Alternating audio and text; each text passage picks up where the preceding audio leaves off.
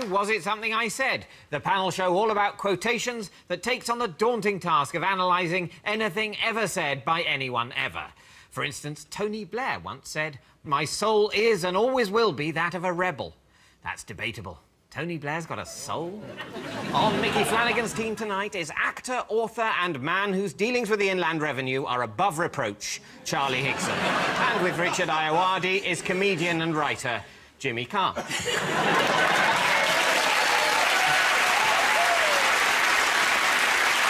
And here to read our quotations is an actor who once said of his first day at school, "I'd never had a fight before, but I remember laying him out flat and I never had any more trouble." That's certainly one way to deal with a maths teacher. Please welcome star of Homeland, David Harewood.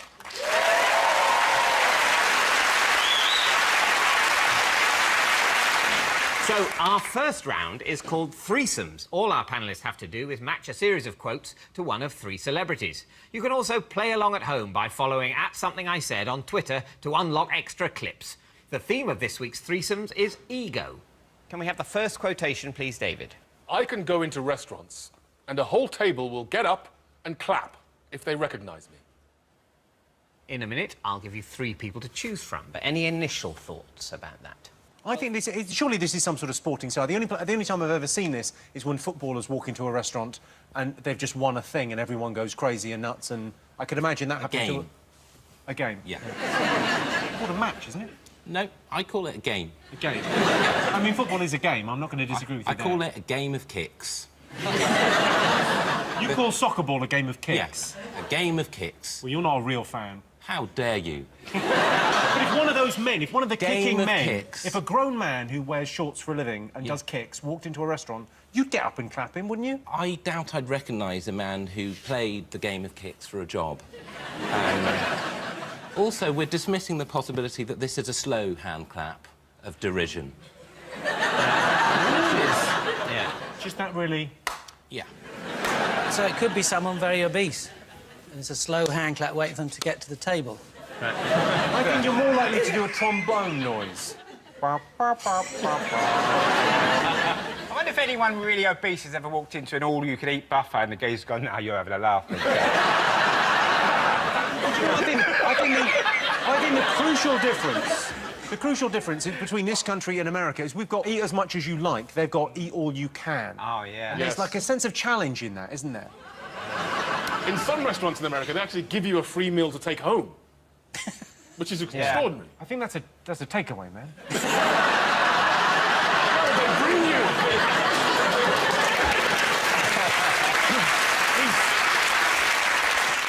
I'm going to narrow down your options. Who said, "I can go into restaurants and a whole table will get up and clap if they recognise me"? Was it media mogul Rupert Murdoch, singer Lady Gaga, or Ugandan dictator Idi Amin? I mean, Idi Amin, if he was in Uganda, I feel there would be a sense of, we better get up and clap. You know what he's like. He's all beheady when he gets cross. Yeah. Rumours of cannibalism as well. You know, you don't want to end up on the menu, do you? Was he a cannibal? Did he really eat someone? Is that a real thing? There were rumours. His family did try to sue the makers of the King of Scotland for implying that he was a cannibal. Did they think that would worsen his reputation? Yeah. I think it's... I've got to say, legally, he's on shaky ground in terms of libel generally being about your reputation. Also, he's dead, and you can't libel the dead. So... you can say what you like about the dead. You know, Hitler was gay. He can't sue. Can't you just leave Hitler alone? Hasn't he had enough flack? He had one bad 7 to 8 year patch, and everyone's on him. I'm going to give you a clue. OK. I can tell you the person that said this also said they'd like to be remembered as being a catalyst for change in the world. I don't think it can be Rupert Murdoch. Where on earth would he walk in where people were like, yeah... Mordor. It's got to be Gaga, hasn't it? I don't know, people would recognise her in a weird way. She's kind of a bit of a blank canvas. I think I saw her on the tube once. I think I saw her on the tube. I saw someone really dressed down, no makeup, in a hoodie on the tube. This is a hell of an anecdote. and I think it was her. I mean, yeah, it doesn't really... Yeah, it doesn't. Yeah, it doesn't build. You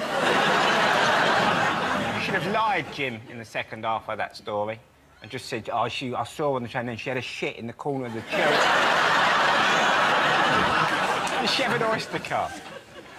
Was she reading Metro? She was not reading This Metro. story doesn't stand up, Jim. Do you think Lady Gaga would definitely read Metro? I think they're just trying to get attention. Say, I saw Lady Gaga. Oh, maybe it wasn't. Oh, sorry. It's not. So do you think Lady Gaga, Charlie and Mickey? I'm thinking more. Because If he comes in and he's in charge of Uganda, Yeah, but he's saying if they recognise me. who wouldn't recognise him? Yeah, but that's why I say he wouldn't say if they recognise me. He would just say when I go in restaurants, people clap. All right, so we're saying Lady Gaga. That's your Lady team's Gaga. answer, Lady Gaga. Lady Gaga. Richard and Jimmy. I think that's got Iddy written all over it. I think it's him. You think? I think Lady Gaga. It sounds like the kind of thing that she would say. You have to decide as a Okay, team. fine. Yes. You're saying Gaga. But I feel like we could fall out if I got this wrong. The thing is, I've said it, so I can always go, yeah, Jimmy, why? At the end, and then I can gloat. So let's go for LG. OK. We'll go with LG. It's win-win. If you're right, you get the point. If Yeah. Rich is right, he gets to gloat. Yeah. So, you know. It's like So my marriage. Everyone is saying that it's Lady Gaga. Well, the answer is Rupert Murdoch. Oh! So you're all wrong. Gloat. No? Okay. I thought it was Lady Gaga. I did. Why would you say that after you've been told, you crazy fool? David, how did you get the part of a CIA bigwig? Do you know? I auditioned for the part in my bedroom. In my bedroom, I recorded myself on my phone and I uploaded it online, and they said, "Yes, you're the man to play the head of the CIA." Why are you doing an English voice now? Can you do your Homeland voice, please? He's a completely fictitious and made-up character. I can't really make him up. David, what if I sort of start you off? Because I can do all accents. Go on then. Oh, so David, how you doing today? What's I say? Give me a line. Give me a line. Someone give me a line. Send them all to Guantanamo Okay. Bay and then drown them a bit. Okay, here we go. Send them all to Guantanamo Bay, and then drown them a bit.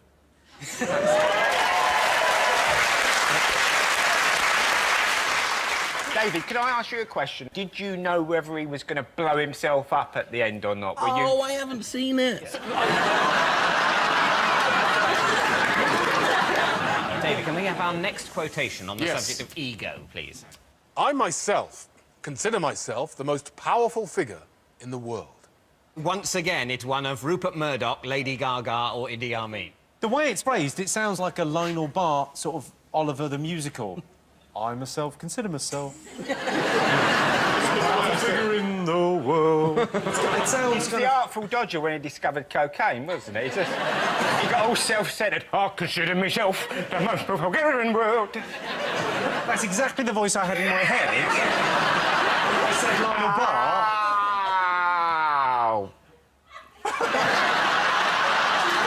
Finish that. I bet that's a cliffhanger.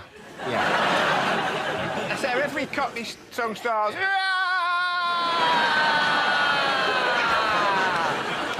People at Kent love that. Look, it's like telling They'll all be up in their chairs in a minute demanding Jazz and Day turn up.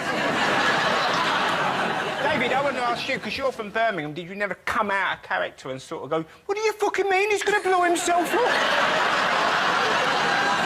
I got rid of my Birmingham accent on my first day at drama school. Why would you do a thing like that? Well, you have to. Some people find it very difficult to get rid of their native accent. Yeah, I know. When mine left me, I thought my identity was just lost. How did you I went back to the poor people and I said, talk to me. I need to talk. Talk to me again. You're doing that.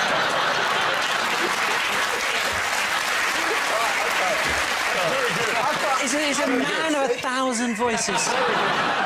So who do you think said this? Who's most like the Artful Dodger out of Rupert Murdoch, Lady Gaga and Idi Amin? I'm leaning towards Idi Amin on this one. I think it's got to be her because she's so deluded, isn't she? Lady Gaga. Jimmy and Richard, have a guess. What, you think we're not? Gaga. You We're think gonna we're go just Gaga. playing with you? Actually, we know, but we're just trying to look like bumbling fucks. Yeah. David, we're going to go for Rupert because... Oh, you're changing. Despite the other two, I can't see... I know he was quite big in Uganda, which is quite a good songwriter or whatever. Song, though, yeah. But I think he would say something like that. He would genuinely consider himself to be that important. I think Lady Gaga, she's culturally incredibly important and she knows it. OK, those are your answers. Well, they're both wrong. The answer is Idi Amin.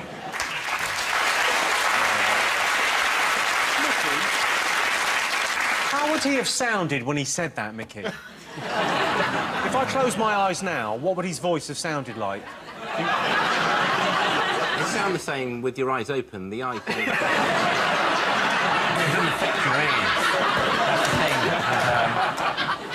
Do you know what title Idi Amin liked to be known by? Mister? Not Mr, no. Esquire. Not Esquire. Madam. Governor.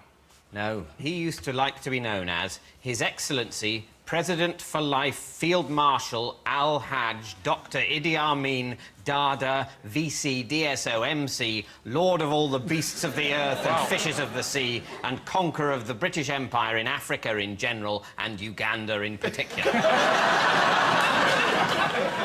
Lord of all the beasts of the earth and fishes of the sea.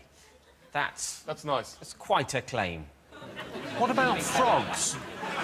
Leaving the frogs out. He's leaving bird life out, except when they land. He's leaving out Gas. He's leaving out gas. He's leaving out dolphins aren't included. He has no say over what they Igneous do. rock doesn't get a look in. He's leaving out trees. All Flora. All flora. And other margarines. He's not. What about penguins? Was he in charge of penguins? A penguin is definitely a beast of the earth, I'd say. Beasts are they? When was the last time you looked at a penguin and thought, fuck that fella? Look at you waddling towards me! Right, you beast! Get back! That bit of fish. Amin invited himself to London 6 months after coming to power. Over coffee at Buckingham Palace, the Queen asked him, "Tell me, Mr. President, to what do we owe the unexpected honour of your visit?" Any idea what he replied? So what, did he abseil in? What do you mean? He just turned up. You can't just turn up. You can if you're president of Uganda. Did he try and propose to her or something? Did he proposition her? No, he said, to explain his visit, "In Uganda, Your Majesty, it is very difficult to find a pair of size 14 shoes." Did he think she was running Clark's? I don't know. I suppose he was thinking, I'll pop in on my way to Clark's. Do you think he was flirting? Because there's a thing with big feet and that being, you know, people thinking that you might have a Why is large... this just being addressed to me? I have no idea. He's sitting right next to me. Did Yeah. he flirt with... Was he saying, I've I got don't- size I wasn't 14? there. I don't I've got know. Well, if I said to you... I don't know, Jimmy. I wasn't there. I I'm don't going know to what try he's it trying now. to do. I'm going to try it now. If I said... Why? It's difficult I'm to just find... here. I'm here to quiz about quotations, not to go through this psychodrama with you. Is it... You're so close to me. Weird. Why? find it What are you difficult. hoping will come of this? Nothing's going to come of this, Jimmy. Can you see how far back I'm leaning? This is as far back as I can lean. I don't like this moment. I don't like anything about it. No, stop the moment. Why can't this stop? Can this not stop? I think I should stop. Yes.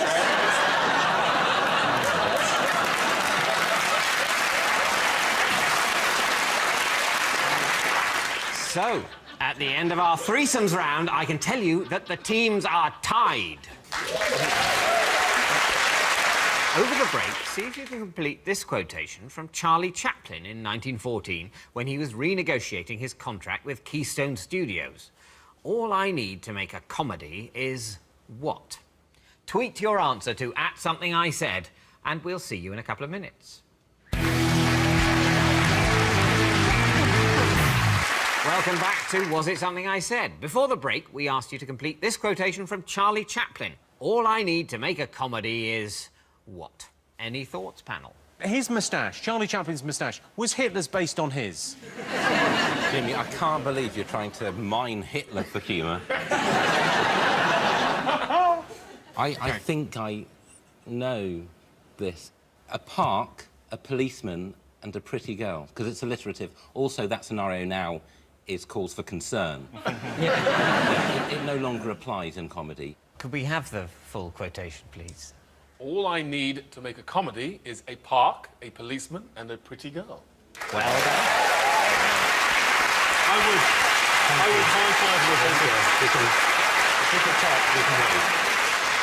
Yes, the full quote was, all I need to make a comedy is... Timing.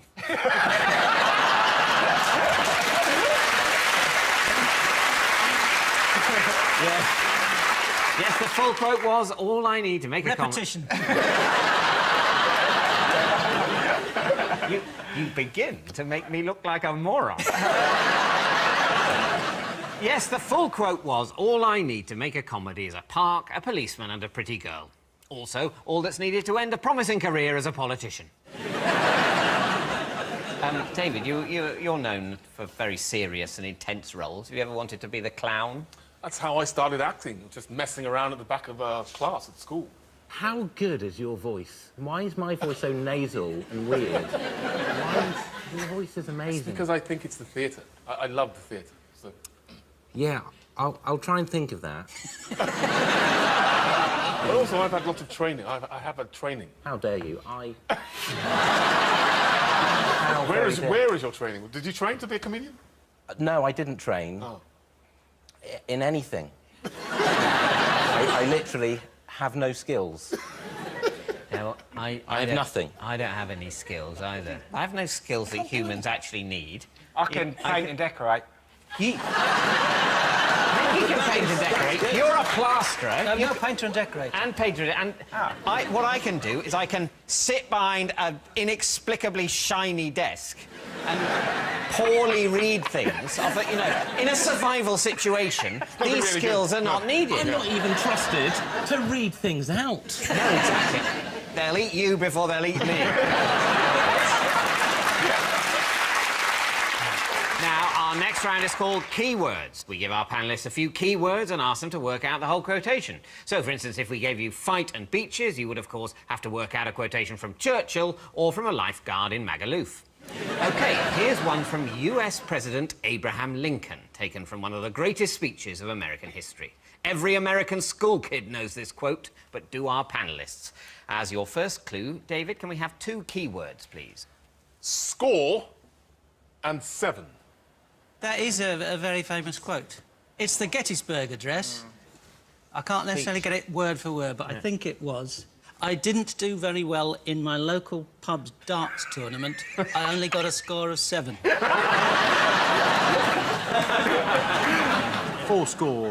7 years. Isn't it something? That may well be part of it, but I'm going to need more of it. OK, 7 years ago, we started America. That's the gist of it. And it was based on the principle of all men are equal. That's the gist. It is, you're in the right area. Can we have the 3rd keyword, please, David? Equal. I think Jimmy suspected equal. Yeah, something there. about all men are created equal, which I don't think's...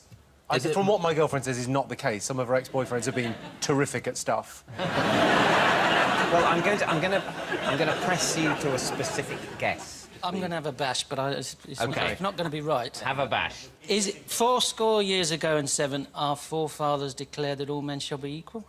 I'll take that and I'll raise it. 7 years ago, our forefathers... That's what I said. Founded... This country on the principle of equality... Principle that all men are equal. Well, you've both... I mean, you've got...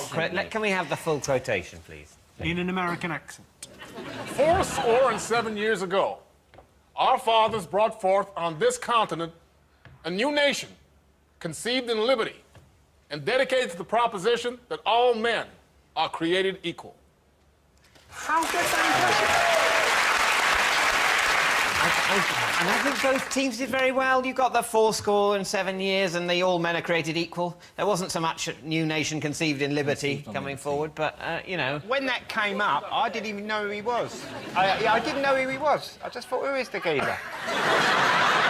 He looks like the lead singer of Mumford and Sons. Those words are the opening line from Lincoln's Gettysburg Address, delivered on November 19th, 1863. In Gettysburg? Yes, and it is regarded as one of the greatest speeches in American history, along with ouch from George W. Bush when he fell off that platform. So, at the end of our keywords round, a quick look at the scores tells me that Richard's team is in the lead.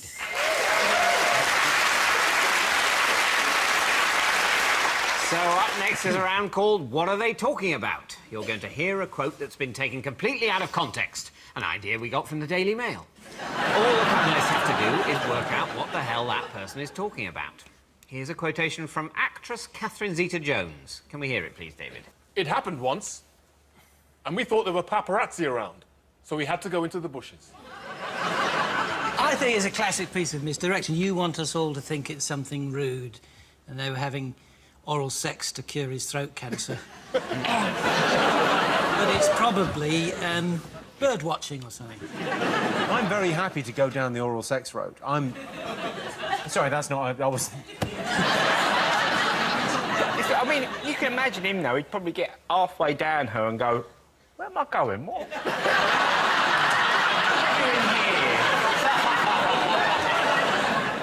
But if he's halfway down, isn't he in the right place? Well, I start at the tits. I'm just trying to think of the scale of it. I don't suck my wife's head, if you put it that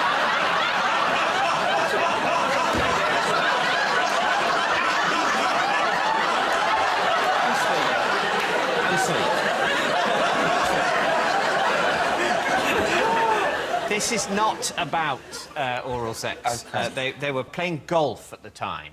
So they were doing something unrespectful whilst playing golf? That's up for you to guess. I bet they were swimming naked in a lake or somewhere where... We're playing golf. We've established that. They wasn't playing golf. They were playing golf.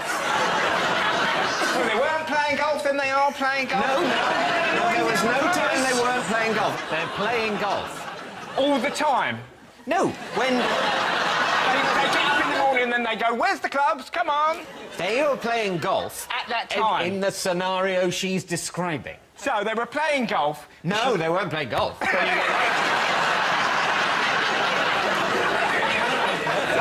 They were playing golf. Naked. They were playing golf naked. Did a bird shit on them? Did they need to pee? Did they... I don't know. These are plausible answers. But they're not correct. Well, let's see. David, can we have the full quotation? We have a rule. If he duffs a ball and it doesn't go over the woman's tee, he has to expose himself, take his pants down. It happened once, and we thought there were paparazzi around, so we had to go into the bushes. So, hang on. So, if he hits the ball, if he sort of messes up the shot, he's got to flash? Yeah. I mean, that's really incentivised the paparazzi to follow them round the whole 18 holes. She's saying this as though it really is a rule, but this isn't a rule. You can play golf without doing this. No, they have that rule. Yeah, but I'm saying... They find shouldn't. golf insufficiently interesting without this additional rule. Penalties. Yeah. But what's not clear, of course, is what does she mean by pants? Yeah. Does she mean trousers, so he just has to show his boxer shorts? You know, a little bit embarrassing, but, you know, not the end of the world. Or does he have to actually get his cock out? Does she make her elderly husband take his cock out in shame for being such a weak golfer? As he ages over the years and his golf gets weaker and weaker, she shames him more and more. Show me your cock, you weak... You're terrible at golf. You can barely putt now, you loser. But go in the bushes. Out. And do it in the bushes Yeah. in case someone photographs your sad old cock. Yeah.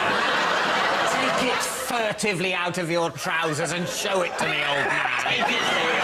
This is golf. This is fucking golf, you shit. Do you think he necessarily just always gets his cock out, or do you think they play the cock and ball game? What's the cock and ball game? Where you expose a little bit, and your opponent has to guess, is that cock or ball? This is a game? You've never played cock or ball. We'll play now. Right, I'll get out a bit, and you've got to tell me whether it's cock or ball. OK, sure. Is that... That's a vagina. We were closer. You were closer, so We you were. do get the point. Well done. We're coming back. So at the end of that round, the scores are tied.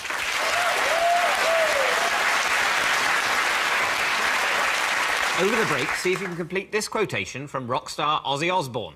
Something he said on the Osbournes TV show when talking about his regrets. Could have been worse. I could have... what? Tweet your answer to @somethingIsaid, and we'll see you in a couple of minutes.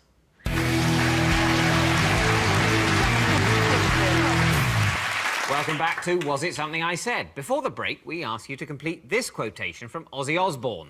Could have been worse. I could have... what? Any thoughts, panel? Married Sharon. Oh, bollocks, I did! The most famous thing he did was bite the head off a bat. It could have...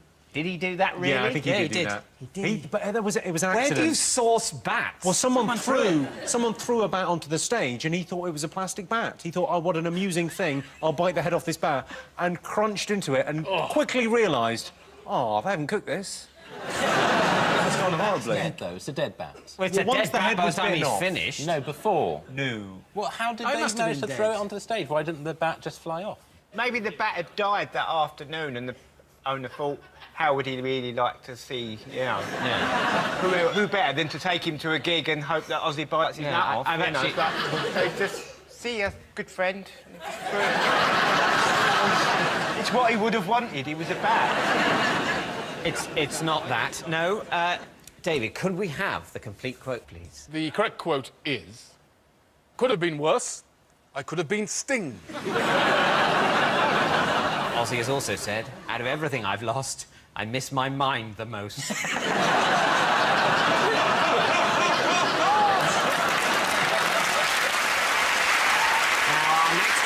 The Was It Something I Said round, in which each team has to work out who said the following quotations. It'll either be from one of us on the show tonight or from our virtual guest, Piers Morgan.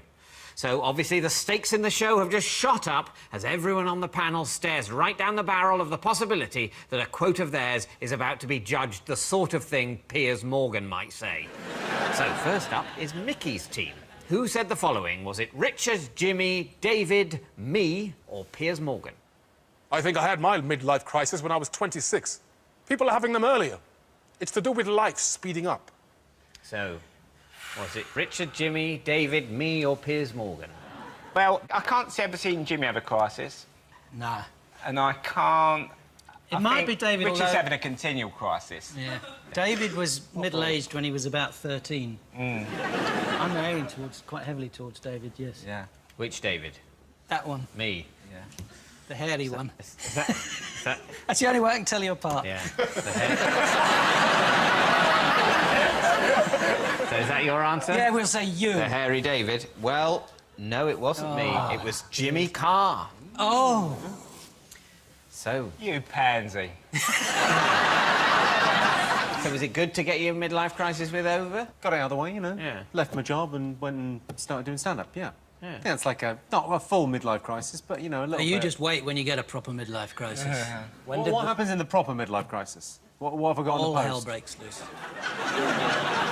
Can we have the next quotation, please, David? I was a bailiff one summer. I did it for about 2 hours, and I just left. I couldn't stand it. So, was it Richard, Jimmy, David, me, or Piers Morgan? We can rule you out. Can you? You would never have been a bailiff. I'm handy. Rather pay up or we're taking the motor. it's like I'm in the room. So you're ruling me out? We're ruling you what about- out. I'm going to rule Richard right out. Even though he is a fan of Hitler, I cannot see him as a bailiff. To be a proper bailiff, I think you have to have a real clear line between what's right and wrong. Do you? That rules Jimmy out straight away. Well, you know, David's got the physical presence there to Thank you very intimidate. much. Not you. And he can act, he could go up. What, babe? Didn't want to do this, but if I get my foot in that door... Birmingham. Oh. Sorry, love, we're going to have to take them out. At the same time, it could be Piers Morgan. So it's a toss-up between David over there and Piers Morgan. We're going to say Piers Morgan. You're going to say Piers Morgan? Yeah. Well, you're wrong. It's David. Oh, we were so close. What's the story there? Well, when we were at drama school, we all basically had to take summer jobs just to kind of get through. And you kind of turned up at this place and they just allocated you a job. Sometimes it was cleaning and sometimes it was doing whatever. And this one day I was allocated this job as a bailiff and I kind of went to the first house and there was this little old lady and we had to go in and take her cabinet. And Are you sure? honestly, You're 100% sure you didn't get a job as a burglar? she'd obviously paid for this cabinet on HP and she couldn't afford it and we had to take it. And I put it in the van and I just said, I'm sorry, I'm off. And I just got out and walked home. Have you still got the cabinet, Dave? Give you a fair price for it, mate. It's not what you think of people buying on hire purchase, is it? A cabinet. It was a kind of very elaborate kind of thing. Yeah. She's a poor old lady who's got into trouble because of her elaborate cabinet habit. Oh, I mustn't. It's such a beautiful cabinet. I put all my knickknacks in just that one cabinet. Except I've got 9 other cabinets I still haven't paid for. It was a nice cabinet. I mean, I would have had it. Yeah. Well, you did have it. So, next up, it's Richard's team. Who said the following? Was it Mickey, Charlie, David, me, or Piers Morgan? I like waging feuds. They get me going and make me perform better. I don't start them, but I always finish them. That's Piers Morgan, surely. Also, make me perform better. I mean, that's a twat. I hope it's not someone in this room. We will categorically say that was said by a twat, and we think it's Piers Morgan, but if it's anyone here, we'll stand by the twat remark. OK. This is grade A twattish. These are the words of a twat. OK. Well, the answer is... Piers Morgan. Can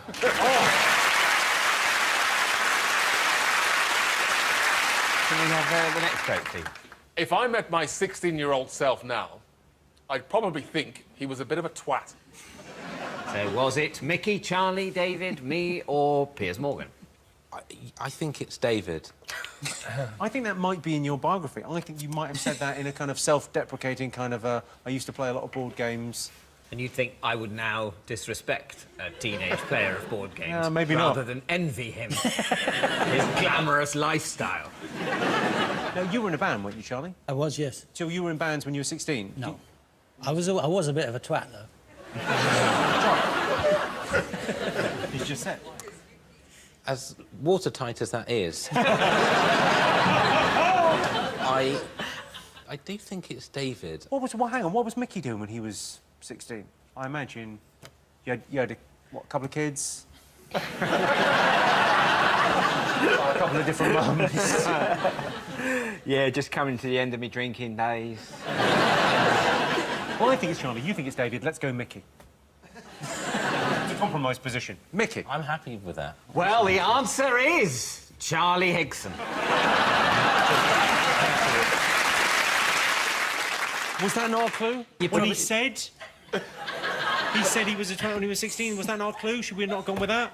He said it. He said it, and we both heard. And I said, well, we should go for him. And then you said... You look so like Roger Federer. To me, all I'm thinking is, why am I playing tennis? It feels like we've had a real breakdown in communications. Well, I'm afraid that's all we've got time for. And a quick look at the scores tells me this week's winners are Richard and Jimmy.